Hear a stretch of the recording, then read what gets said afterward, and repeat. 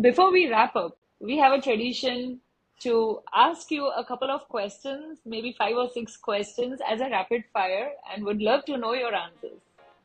Sure, go ahead. What's the best sales advice you have ever received? Focus on the customer. Most rewarding deal you have closed in your career ever? Most rewarding, no question, and biggest. When I was at HP, we closed a just slightly under $100 million software deal, which was the biggest deal HP had ever done at that time. So that was a very memorable deal. And I actually remember when I got the PO, in email on a flight. I was going to Vegas for the weekend, and it just happened that the PO came in while I was in the air. So I'll never forget that one. Wow, that would have been an amazing weekend in Vegas for you. That made for a good weekend, yeah. Yeah. One tip for new sales and revenue leaders. One tip for sales and revenue leaders would be, it goes back to, I think, the things that I find important is get really focused on your people. So if you think of your ability as a sales and revenue leader and what you're expected to do, there's things that you can control and there's things that are out of your control. And it's a hard job, right? It's a very difficult job. The one thing you control that will give you the biggest impact is your people. You can control who you hire. You can control who's on your team. You can control what you're telling them, what their priorities are, how you're holding them accountable. That's the biggest impact that you can control. So that would be the number one focus for me. Yeah, rest are external factors which are anyways not in your control. Yeah. Your go-to method for staying ahead in sales trends? I'm a constant learner.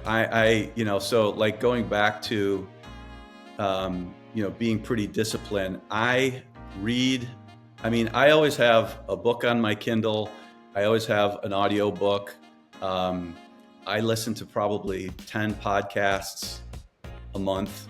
I get probably 10 or 15 emails a day that are on different things, but it could be investing, it could be market. I'm constantly getting information. I would say that's the one thing for me is that, and it doesn't all have to be the same. It doesn't all have to be security related or identity related.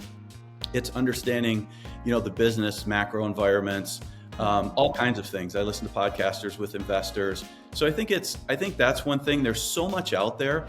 Like I share my list with my teams of all of the things I listen to and read. I'm always listening or asking for great books. But I think there's so much good content out there. And when you think of it, especially when you're in roles where you're traveling, I have time to always listen to an audiobook or look at my Kindle, or I always have time every morning at night to read emails. And I'm just getting that into my brain. So I'm trying to educate myself, even in places where it's not core to my business, to understand what's happening in other places or in different markets. So I think there's so much good stuff out there that you can fill your brain with. Take advantage of it. Great. Last one. What's a hidden talent you have? I have the ability to connect with people. And I think some of that is that I think there's humility that's involved in there. I think, being able to listen, that's a really important trait for overall success, is your ability to really connect with people.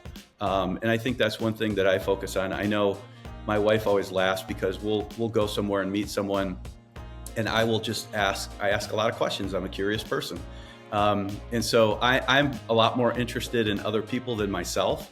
And so I think sometimes, I listen to people that talk about themselves all the time, which is a huge turnoff for me. And so I think if there's anything, I really, I think being a little bit more introspective and thinking about how you can connect with people is a great thing, whether it's in business or personal life. It's a great thing for people to do.